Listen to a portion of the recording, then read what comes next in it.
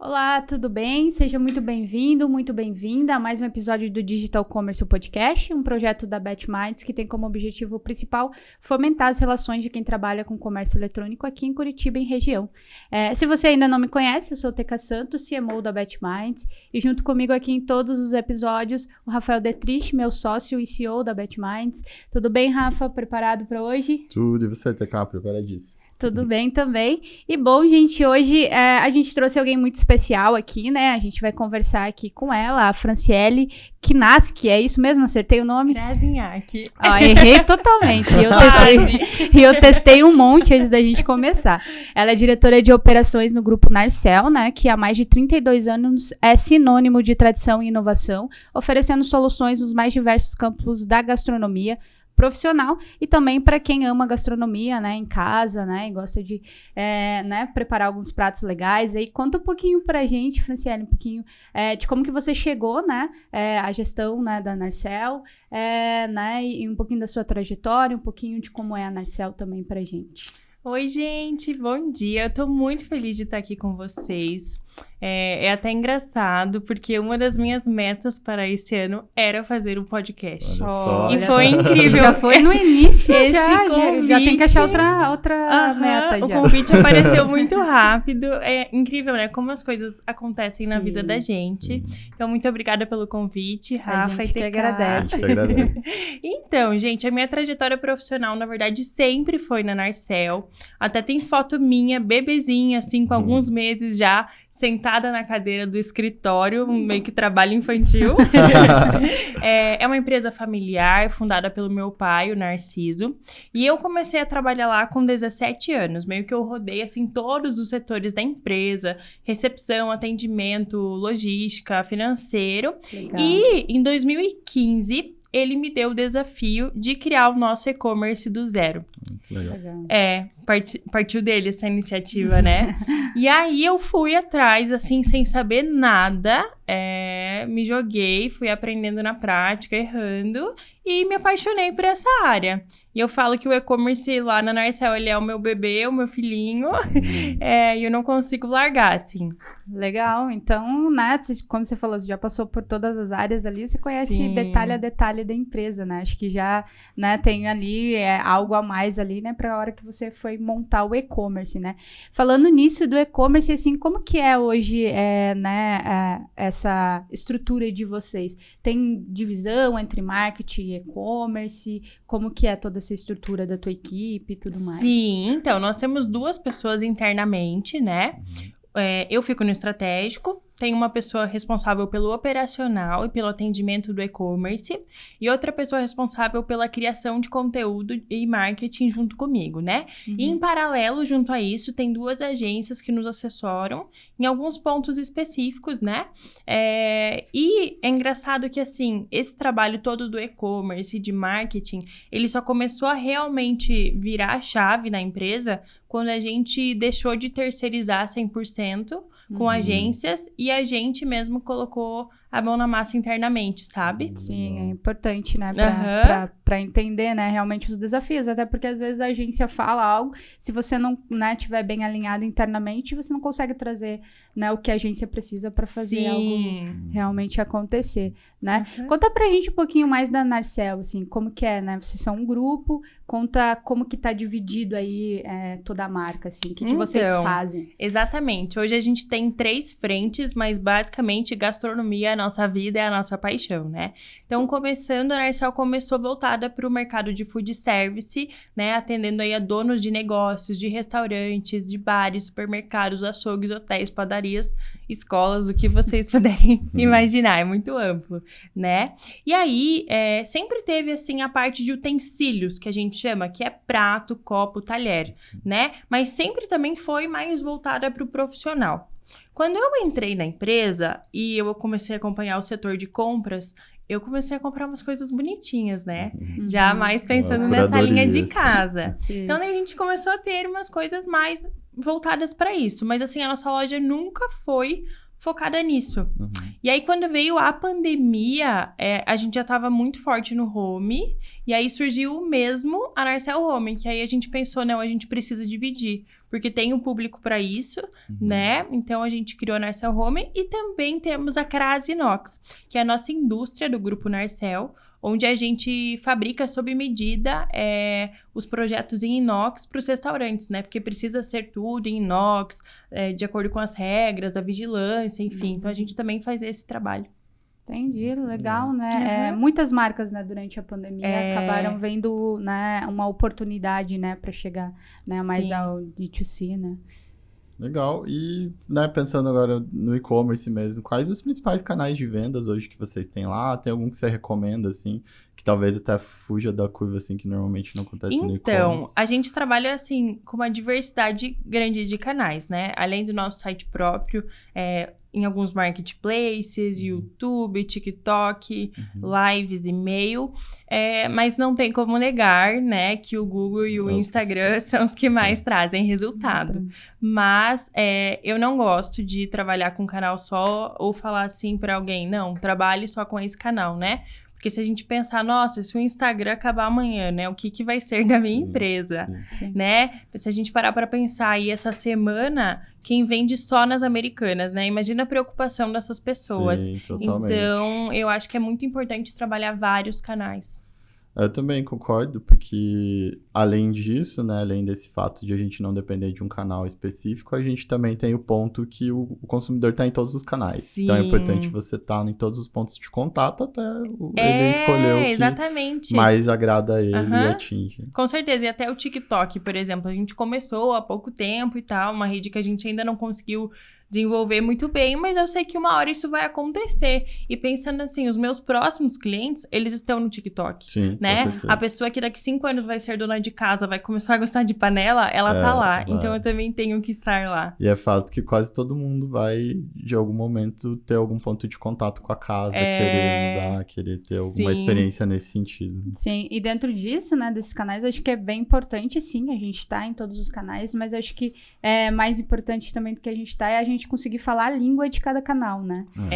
Porque às vezes, né, só pra gente, né, falar pra muitas pessoas que estão escutando, que às vezes não adianta você tá em vários canais e você tá replicando a mesma linguagem em todos, né, criando o mesmo produto. É importante você estar, assim, em todos os canais, porém, utilizando a linguagem de cada canal, porque, né, lá você vai ter a tua persona, o teu consumidor, mas que vai entender de forma diferente, né? É um grande desafio, realmente. Eu acho que tem que ir testando, né? Vendo o que dá certo para cada canal ali diferente, mas também sem perder a essência da marca, né? Sim, bem isso. E dentro disso, né, a gente falando um pouquinho de campanhas ali, campanhas de marketing, né, vocês também possuem loja, né? Como que vocês trabalham essas campanhas de marketing? Hoje vocês já conseguem trabalhar a mesma campanha na loja para o site? Como que funciona isso? Sim, né? Hoje em dia não tem mais divisão, né, das campanhas que a gente trabalha na loja física e no e-commerce. A gente trabalha com diversos tipos de campanhas, seja para regiões específicas do Brasil ou até as locais, de repente parceria com fornecedores que a gente quer fomentar mais. Mas o engraçado é que as campanhas do online, elas fomentam muito a nossa loja física e também o nosso televendas. Então, acho que não tem mais essa divisão, assim. Ah, que legal. Aí tá pensando nisso, né? Como que é a jornada omnichannel de vocês lá? Ela, né? Você já até falou um pouco. É forte? Realmente acontece? Os clientes usam muito o site para ir na loja física? Como que é essa ponte entre os dois canais? Porque, na olha, verdade... eu vou falar uma coisa para vocês. Essa palavrinha aí, desde o primeiro evento de e-commerce que eu fui, a primeira viagem a trabalho sozinha em São Paulo, eu escutei falar de omnichannel. Isso quando? Desculpa. Em 2015, aí por aí, então, 2016. Pra ver o quanto tempo já se fala, mas a gente viu acelerar só na pandemia, na visão. Exatamente. É assim, que a gente pode dizer, tem 100% ali feito, acho que só os grandes, né, players, e eu acho que é um eterno desafio. O que a gente trabalha lá é uma melhoria realmente contínua de processos. Até agora a gente está passando por uma mudança de ERP, que vai integrar melhor essa questão dos canais ali e tudo mais. Mas sim, o nosso consumidor, ele ainda transita muito entre a loja e o e-commerce, porque, por exemplo, lá, o dono de restaurante, ele vai comprar um produto de 10, 20 mil reais, ele quer ir na loja ver, né? Ele quer testar, então precisa desse ambiente físico. Sim. Mas às vezes ele também ia querer ver no site, ver medida, ver coisas técnicas, sim, né? Eu, principalmente sim. quando compro móveis, assim, tenho muito esse tato, assim, de querer ir lá na loja, ver o produto, mas também gosto de ver online, ver as especificações técnicas, pensar no canto ali, putz, vai caber, vai dar certo, não vai. E acaba que eu transito em todos os canais, não necessariamente só no online ou só no físico, né? Sim, que tem toda essa com briga. certeza. Assim, Aí daí a gente tem dois. o atendimento, que eles ligam, tiram dúvidas, ou pede pra mandar foto, enfim. E hoje tem, tipo, compra no site, retira na loja. Sim, aham. Padrão. Legal. Legal, acho que essa que é a importância, né, do novo consumidor, é não ter diferenciação, né, no atendimento, na experiência de compra ali, tanto no online quanto offline, né? A gente ainda divide muito, né, online do offline e tal, e acho que, né, é muito que a gente tem falado aqui, né, o que a gente tem que deixar de ter é essa divisão. Né, entre o online e o offline e começar a pensar realmente na experiência do consumidor como um todo. Realmente, a gente ainda tinha muito essa divisão no sentido assim, de o cliente ir na loja, mas ele não conseguia comprar com o mesmo preço do site. Hoje em dia, a gente já implementou isso, então a gente fez uma negociação com os nossos vendedores, porque com certeza muita gente ainda sofre com isso, assim, o vendedor vê o site como um concorrente ou algo assim, mas, né, na verdade não, é tudo a mesma empresa, né? Se for pra brigar, não vamos brigar dentro, vamos brigar fora com o mercado. Concorrentes, Exato. Exato. Acho que a pandemia trouxe muito disso, né? Antes você nem conseguia tocar muito nesse assunto. Agora as pessoas já viram que não tem volta, né? Não dá pra voltar pra trás. É ir pra frente e tentar achar, né, as melhores estratégias, ações para os vendedores trabalharem em conjunto, para eles se sentirem também enganjados, né? Pra fazer com que a marca cresça, né? Porque se a marca crescer, todo mundo cresce junto, né? Com certeza. O e-commerce acaba se tornando um canal, né? Não necessariamente né, que nem uma loja ou uma coisa que nem muitos tratam, né? Principalmente no varejo, a gente vê tratando até separadamente, tem meta de loja e tal, não que não deva ter. Sim. Mas na minha visão é um canal, é mais um canal, igual televendas, igual até o próprio WhatsApp, né? Que é possível o cliente comprar. Pensando um pouco agora, né, nessa questão do consumidor que a gente está falando aqui, né? Como que você vê, assim, o comportamento do consumidor? O que move o consumidor que está buscando uma renovação do lar, né? Você tem observado que ele se importa mais com o preço de produtos ou com a qualidade, a durabilidade, que também é bem importante no produto de vocês? Como que você tem visto, assim, o consumidor dos últimos tempos, meses, né? A gente não fala mais de anos, porque tudo muda muito rápido. Sim. Bom, o nosso foco, na verdade, nunca foi preço, né? Sempre foi qualidade, durabilidade, atendimento, oferecer uma experiência diferente para o nosso cliente. E o que a gente vê desse nosso consumidor? A pandemia transformou totalmente, né? Então as pessoas pararam para olhar para dentro das suas casas, para suas famílias, começaram a cozinhar juntos, fazer receitas, e a gente teve descobertas muito positivas, assim. A gente nunca vendeu tanta panela na vida, vocês não imaginam, sabe? Então eu acho que, assim, esse sentido de renovação do lar, eu acho que meio que não perdeu o sentido. Por exemplo, assim, essa xícara aqui, ela tá velha, ou ela quebrou, eu vou comprar uma nova porque eu preciso renovar. Não, eu acho que agora é mais um sentido de cuidado, de realmente ter esses bons momentos na cozinha com quem a gente ama, né? Então, esses utensílios, eles fazem muito parte disso, do que as pessoas querem trazer pra casa delas. Bem, nessa questão, a gente falou um pouquinho disso no episódio passado também, né? De que a pessoa não compra mais só o móvel pra renovar realmente, né? É mais uma experiência, um cuidado, uma qualidade de vida que a gente passou a ter pós-pandemia, né? Porque antes a gente não ligava muito pras coisas da casa, porque trabalhava direto, saía, voltava, a casa tava ali, né? E agora não, tudo isso faz parte realmente do cuidado. Bem legal isso que você falou. Se preocupa mais com a casa, tem mais gente também trabalhando no home office e tal, né? Eu sou um que, quando começou a pandemia, ele tinha que fazer, vou dar uma ajeitada na casa, troquei tudo e tive essa experiência e hoje continuo com ela, entende? Então é engraçado. Agora falando um pouquinho de estratégia aqui, tem alguma estratégia recente que vocês implementaram que deu muito resultado, né? Mudou muito, na minha visão, o comportamento né, pós-pandemia e durante a pandemia, né? E eu acho que principalmente 2022 foi um ano que, né, o faturamento não cresceu tanto e veio mais uma consolidação dessa curva de crescimento acelerado que a gente estava no e-commerce. Tem alguma coisa que vocês adotaram recente? Sim, então, a gente lançou recentemente o site da Narcel Home, né, porque até então a gente estava ali só nas mídias sociais, no WhatsApp, e a gente viu a necessidade de criar esse site separado, né? Então, a gente criou uma estratégia de antecipação. O que a gente fez foi muito legal. A gente começou uma contagem regressiva, né, nas nossas mídias e tal, falando assim, a gente tem uma surpresa para vocês, faltam 15 dias e tal, e daí uma contagem, né, 14 e tal, e as pessoas ficaram muito curiosas, e as clientes pediam muito o site pra gente. E aí a gente fez um super vídeo, assim, de lançamento, contando que o site da Narcel Home chegou, foi incrível. Porque antes vocês aí trabalhavam muito mais, tinham ambos os produtos, mas era mais foco no B2B ali. Sim, e daí vinha cliente lá do nosso Instagram que viu que lindo aquele prato, eu quero. Entrava no site da Narcel, tinha um chefe de cozinha lá, ela não achava o que ela queria, né? Não entendia muito bem o que estava acontecendo ali. Que legal. Falando disso, né, de redes sociais, eu até entrei lá nas redes sociais de vocês para conhecer um pouquinho, vi que vocês trabalham bastante conteúdo lá, né? Vi que, né, uma coisa que muitos gestores têm de dúvidas, assim, é realmente saber se vale a pena investir, né, em redes sociais, principalmente às vezes no começo do negócio, né? Porque rede social é algo que é legal de se trabalhar, porém você tem que ter um investimento muito grande, não digo de dinheiro, mas de tempo, de trabalho, de você entender, porque às vezes você começa fazendo post, você começa fazendo algo que às vezes não funciona, e daí você não tem nenhum like, né?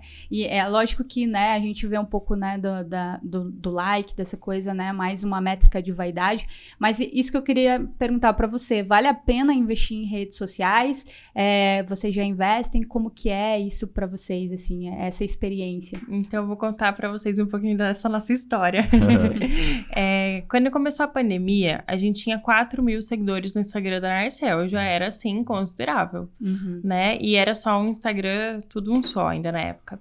E aí, a loja fechou, eu fiquei desesperada, porque a gente precisava vender e eu não queria ficar em casa. Eu comecei a ir trabalhar e peguei o meu celular e comecei a fazer vídeos da loja, assim, e começou a dar muito certo. Daí a gente começou a fazer lives com Masterchefs, fazendo receitas, e a gente começou a vender muito pelo WhatsApp.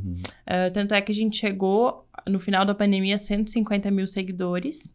Um trabalho disso tudo. E eu acho que o que fez realmente dar certo foi eu estar envolvida em todo esse processo.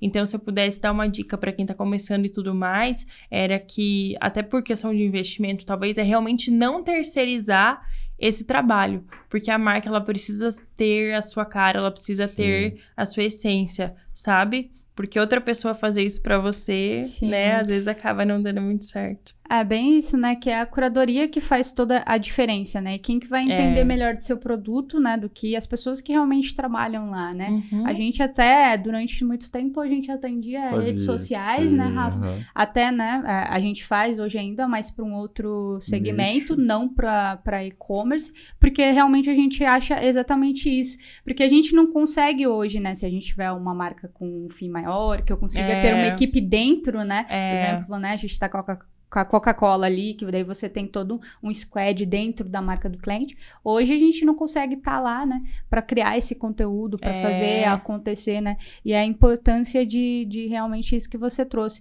de, né, trazer os fornecedores juntos, mostrar os bastidores, mostrar o que está acontecendo e não só fazer um postzinho estático ali de frase do dia, mais, né? Exatamente. A gente faz frase do dia toda segunda-feira, mas eu amo aquela. Então, depende muito do que, né, o teu consumidor aceita ou não, né? Então, por exemplo, a gastronomia, né, outra pegada ali, né? Mas você precisa complementar, né? Antigamente, como que era feito o conteúdo, né? Então, era feito, segunda é uma frase do dia, na terça é, sei lá, uma outra frase sobre alguma coisa, aí um negócio, não, mas você trazer essa produção de conteúdo, exatamente, essa produção de conteúdo que você falou, que é de realmente, trazer os chefes, mostrar o produto, o que o produto traz de benefício, né? Você trazer outras pessoas também falando da sua marca, né? Então, acho que essa realmente é a nova rede social, né? Que a rede social não é uma revista ali, né? Onde você vai lá e coloca uma arte bonita, né? E é isso, né? Realmente. Rede social é ativo. As pessoas que criam o conteúdo junto com você, né? E daí só mais um adendo legal também de comentar, é que chegou um ponto, assim, que eu vi que eu não estava mais dando conta sozinha, sabe? E daí, sabe quando o negócio vai começar a cair a qualidade, assim? Aí você, né, pensa, agora sim, é hora de eu achar alguém e tal. E daí eu queria até mandar um beijo pra Dai, maravilhosa, que me ajuda a criar os conteúdos lá internamente. E a gente instituiu também o Dia do Conteúdo, que é muito Legal. importante, porque a gente tira um dia pra gravar tudo que a gente tem pra gravar, legal. pra fazer, sabe? Pra já ter material, assim. Porque se ela vira aqui, Fran, vem cá, a gente tem que gravar agora uma receita ou um stories. Não, a gente não vai parar a operação Sim, e fazer. sim. A gente sabe, né? Como é o dia a dia. Ah, legal, dá um destaque para que isso é importante, então vamos Sim. tirar um tempinho para fazer só isso aqui e fazer com qualidade. Legal. Legal. Na estratégia de influência tem sido bem discutida no momento, assim, eu particularmente nos clientes que a gente tem, coisas, tem aparecido coisas tímidas de resultado, mas eu não vejo muito ainda, fora alguns casos bem específicos. A gente tem o case da WePink, que foi uma implementação de I.O. que a gente fez para eles, e eles, né, foi sábado que eles fizeram, né, uma live de 12 horas vendendo os produtos e bateram 15 milhões, né, que é da Virginia Fonseca e da Samara Pink, foi tipo insano. É case em cima de case. gente. Não, são Cada vez que eles vão estrelas, fazer assim, algo, tipo, é- insano. A Virginia é um fenômeno. Fenômeno. Sim. Aí queria saber se tem algumas iniciativas de influencer, como que você acha que o pessoal pode usar isso, e se pra vocês tem algum resultado ou não, e o que vocês Então, pensam sobre. Sim, a gente trabalha assim quando a gente quer aumentar a visibilidade de marca. Por exemplo, assim, em alguma data específica, algum lançamento específico que a gente quer fazer, aí sim a gente trabalha com alguns influencers, a gente não tem contrato recorrente assim com nenhum. Mas uma estratégia que a gente usou, e eu acho que foi assim primordial, foi alinhar a minha marca pessoal para usar, para crescer a marca da Narcel. Que legal. Sabe, eu me inspiro muito no exemplo da Nativosa, como ela construiu a NV. Legal. Então, o que a gente tem hoje? A gente criou Receitas da Fran, que é um canal que a gente, né, vai mostrando as receitas ali usando os nossos utensílios. Se você entra no nosso site, tem os produtos preferidos da Fran. Eu sempre mostro na minha casa o que eu tô fazendo lá cozinhando, os utensílios que eu tô usando. Então, eu mostro isso no meu dia a dia. Então, graças a Deus, deu certo das clientes se conectarem comigo, assim. Eu também adoro ter esse contato mais íntimo, né, com o nosso público. E é dessa forma que a gente tem trabalhado. Eu até tive que mudar o meu Instagram Mas que eu pessoal ia para perguntar. Fran da Narcel. Eu ia Que legal, perguntar. legal. Aham. E hoje lá no seu Instagram, que tipo de conteúdo que você produz fora do seu canal, que é as receitas, assim?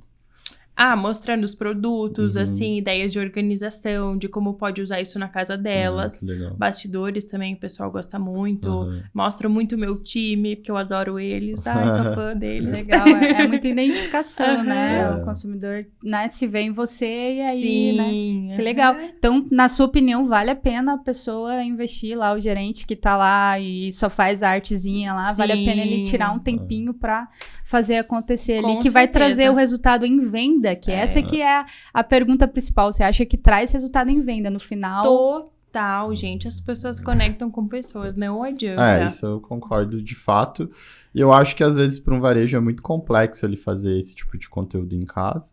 E o que a gente recomenda muito é talvez encontrar influencers parceiros para fazer a exatamente. produção de conteúdo e fugir desse conteúdo frio, dessa coisa. Então, tipo, você pode fazer lá um time de influencers. Pode ser micro e nanos, que não necessariamente precisa de alguém famoso, mas para produzir realmente o conteúdo. Então, pra alguém ser a cara, né? Da exatamente. marca, assim. E não necessariamente só a cara, né, uma cara personagem, assim, mas também produzir esse tipo de conteúdo que é mais humano, né? Sim. Tipo, principalmente, né, aqui nos produtos de vocês, que é a receita, que é usar o item e tal. E também a gente tem feito muitos testes em mídia e tudo mais, e tem dado muito mais resultado do que também conteúdos de promoção e tal. Tem sido bem legal. Falando um pouquinho agora de VTEX, né? A gente sabe que um dos pontos mais importantes ali, né, para um e-commerce é conseguir, né, crescer ali, é a parte da plataforma de e-commerce também, né? Inclusive, pesquisas mostram, né, que 60% das vendas que acontecem hoje são via mobile, né? Eu acho que até já aumentou um pouco dessa taxa aqui. Acho que já foi para uns 65, agora 2022. Vocês têm iniciativas de evolução, de UX, UI, assim, pensando na experiência do consumidor? Como que vocês trabalham isso hoje? Sim, a evolução é constante, né? A gente sempre está buscando referências, assim, fazendo checklists mensais de navegação no site. Todo mês a gente vai mudando alguma coisa, melhorando aos pouquinhos, né, a navegação. E um dado também bem interessante do nosso site, pelo menos do público da Narcel Chefs, que é B2B, é muito mais desktop. Porque, né, eu acho que a pessoa tá ali trabalhando na empresa, fazendo as compras e acaba deixando o celular de lado. Com certeza. E ainda entrando no ponto de volta aqui das lojas físicas, né, a pandemia acelerou muito. E na época você comentou, né, que as lojas também fecharam, como quase todas, bem poucas puderam, né, trabalhar realmente aberto ali, mais essenciais. E como que foi essa adaptação, assim, tanto na pandemia e daí pós-pandemia, dessa conexão entre a loja física, o meio digital, e também como que você imagina que vai ser o futuro desse tipo de experiência, assim? Então, eu não acredito naquilo, a loja física vai acabar. Eu vejo que para o nosso nicho ainda o consumidor precisa muito ir para loja física, né? Ali, para os donos de restaurante, a gente tem uma cozinha de verdade dentro da loja, onde eles podem testar os produtos que eles estão na dúvida. A gente faz eventos mensais de inovação e tecnologia na cozinha, para eles conhecerem, assim, as novidades. E a pandemia cresceu muito, assim, o digital, mas eu acho que também o físico, eles se complementam, né? Sim. Eu acho que é uma questão de, né, gerar uma experiência ali, né? Sim. Acho que muitas marcas, principalmente varejo, porque a gente tem muitos clientes varejo, eles pensam, não, vamos montar o e-commerce, deixa lá, vai vender sozinho. Não, e que nem eu falei, é muito mais, na minha visão, um canal e você tem que criar toda a experiência de marca, estratégia de negócio, e isso vai ser muito mais relevante do que só ter ali o preço, por exemplo. Com certeza. Eu acho muito legal também a gente tentar meio que trazer a mesma experiência, ou a mais parecida possível, pro online e pro offline, né? Eu sou muito chata com isso de experiência, principalmente na loja física. Então, a nossa loja, vocês podem ver, assim... Onde que é a loja de vocês? Em São José dos Pinhais. Em São José dos Pinhais, essa que tem a cozinha que você comentou, legal. Sim. Mas vocês têm mais de uma loja? Não, só é apenas uma. Legal. Eu até vou comentar isso depois. Mas quando as pessoas chegam lá na loja, elas pensam, meu Deus, como que eu não conhecia essa loja antes? Sabe? Então, a gente tenta manter um ambiente lindo, organizado, clean. E também no site a mesma coisa. Eu acho que não adianta a pessoa comprar lá no site, chegar na loja e ser assim, nossa, né? Um ambiente, assim, desagradável. Ou também ter uma loja super legal, uma marca super legal, mas ainda não tá vendendo no e-commerce, né? Então, eu acho legal ter esse equilíbrio, assim. Sim, é bem isso, né? A loja física eu vejo muito como experiência, né? A gente falou muito disso também em mercado, né? Muitas pessoas preferem fazer o mercado online. Só que às vezes, né, eu faço mercado online, mas eu também vou no físico, porque às vezes sábado eu falo, nossa, que vontade de ir lá no mercado, vamos lá escolher as coisinhas. Então é tipo um passeio, né? Aí mudou esse negócio de tipo, cara, eu tenho que ir no mercado todo mês fazer a minha compra do mês. Não, tipo, você faz tua compra do mês, às vezes do grosso ali que a gente fala, no online, e daí, né, você vai fazer um passeio no mercado, já come um sushi, já faz, né, alguma outra coisinha lá. E eu acho que a loja também é a mesma coisa, né? Essa questão do shopping também, que você consegue trazer pra loja física isso, né? Igual você falou de ter uma cozinha ali, poxa, da galera chegar, ter a experiência do produto, pegar o produto, ver o produto antes. Acho que é bem legal, acho que é bem nessa linha, mesmo que as lojas físicas têm que começar a pensar, né? E não só na venda em si ali. Bem legal. Falando nisso, né, que vocês trabalham com o B2B, trabalhando ali, né, com o consumidor final ali também, você falou já que vocês criaram a home ali, né, para pós-pandemia ali, que a galera tava pedindo. Teve algum desafio ali em relação a isso? Ainda tem algum desafio? Como que é? Não, é tudo 100%? Então, como que tá essa questão, né, de estar bem dividido? A gente entra no site de vocês, a pessoa já consegue escolher ali na frente, né, qual site que ela é, para onde ela vai. Sim, então na verdade essa foi a resolução dos nossos problemas.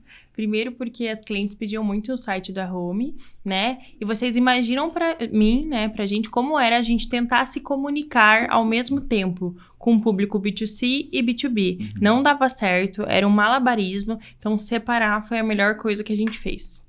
E hoje nos canais, tipo, nas redes sociais e tal, vocês separam também? Também, nas Tem redes um sociais B2B, e no tem- site. Ah, legal. Então ficou Narcel Home E Narcel Chefs. Ah, que legal, que legal. Daí vocês também direcionam as produções de conteúdo Diferente. Ah, que legal. Mas, né, até para o pessoal entender, a pessoa acessa o mesmo site, né, o Narcel.br, daí ela seleciona né? pra qual lado ela legal, quer ir. legal. Direita e esquerda. Legal, é isso que eu queria saber, se teve ganho mesmo ou não, que eu Sim, fico teve confuso se eu muito. aplicaria uma estratégia assim. Legal, muito bom.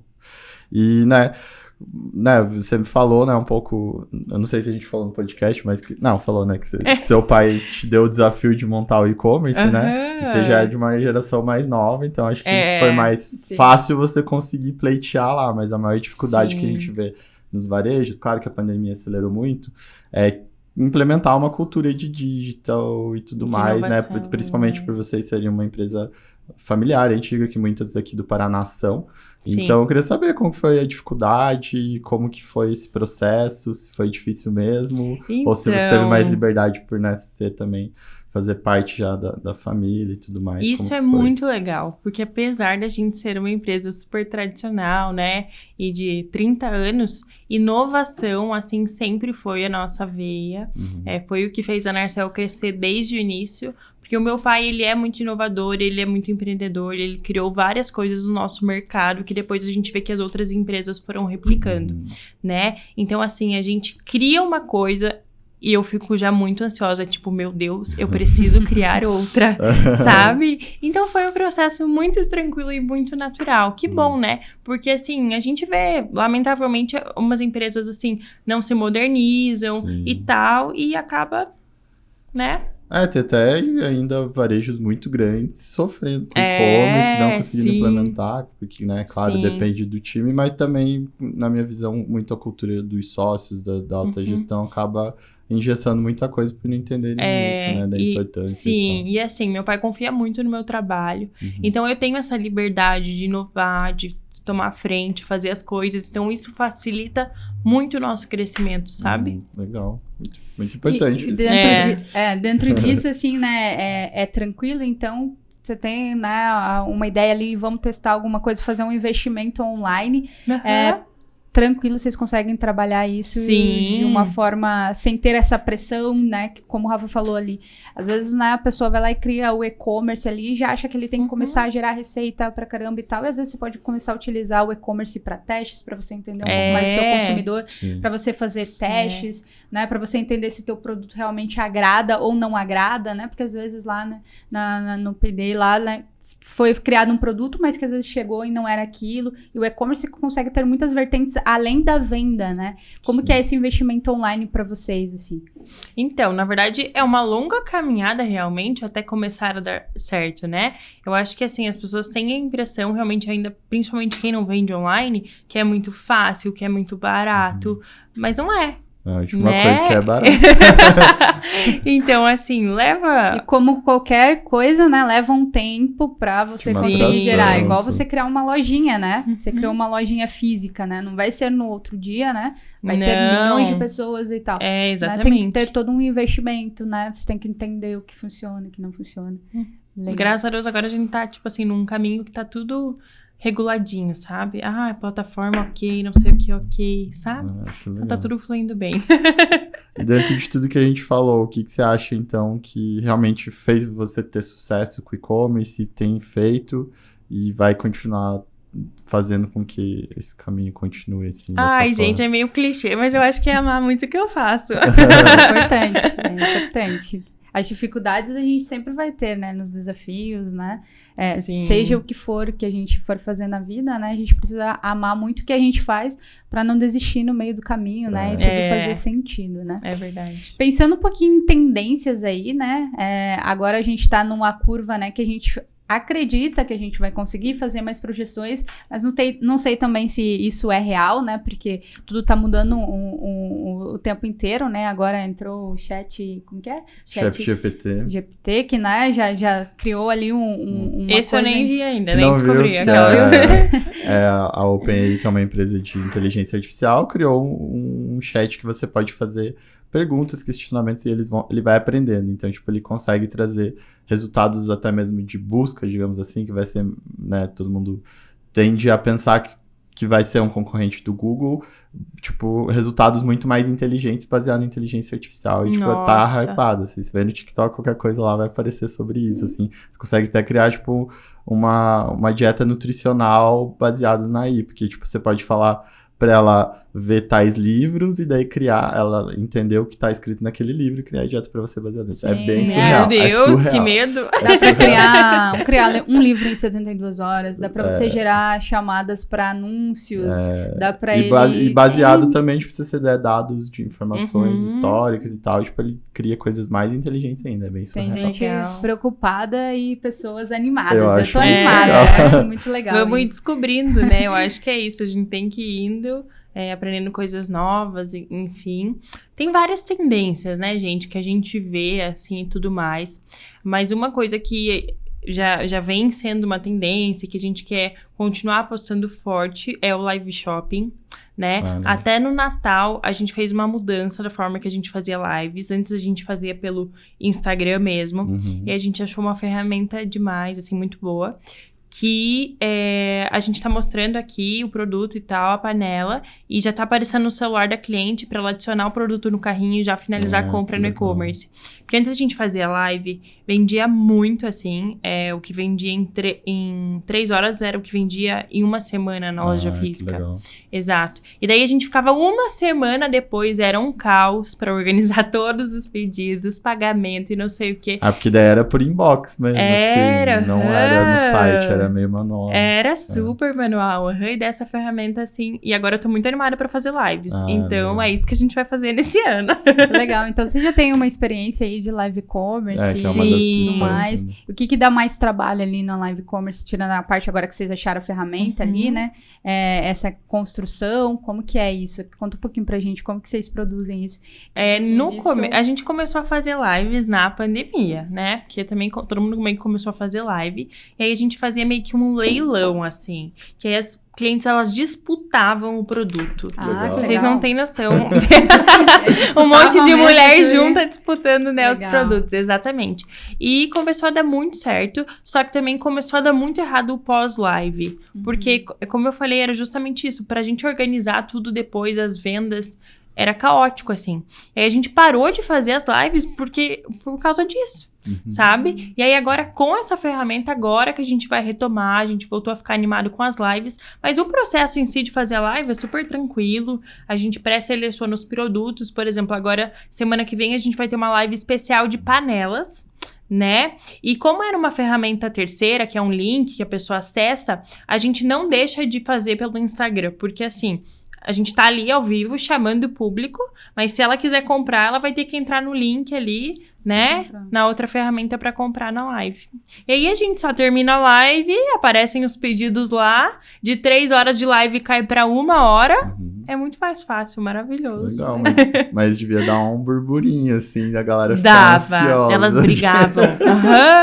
Legal. Era também muito não deixa de ser legal. ruim.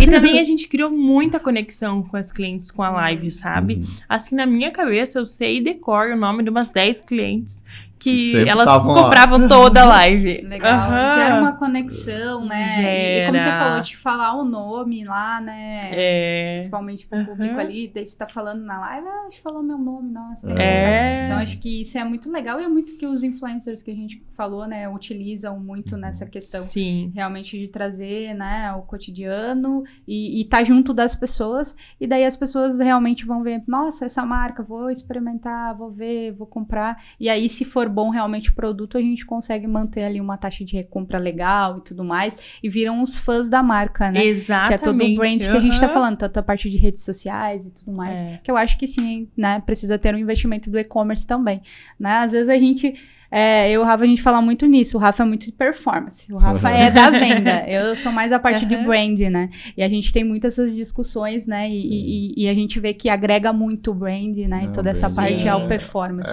Branding é tudo, né? A gente vê cases, por exemplo, da Z-Dog hoje, 95% da venda deles é orgânico por causa de brand. Eles quase não investem em mídia por causa disso, de tão insano que foi construída a marca e tal e tudo mais.